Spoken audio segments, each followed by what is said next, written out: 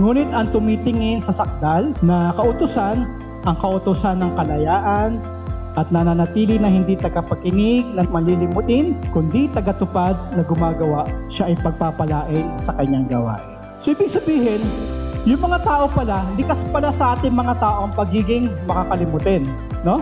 Kung minsan, may mga pagkakataon na kung ano yung maririnig nyo dito, na inaaral ng mga kapatid, after a week, hindi nyo na matatandaan. So ano ba yung paraan para hindi natin makalimutan? Nandiyan din po, dapat maging tagatupad.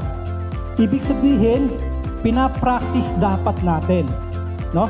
Isinasabuhay dapat natin yung mga bagay na naririnig natin dito. Yung mga aral, dapat isinasabuhay, pinapractice natin. At sa pamamagitan nun, pagka daw pinapractice natin na gumagawa, hindi na siya makakalimutan. Bagkus, yan ay magkakaroon ng pagpapala sa ating buhay.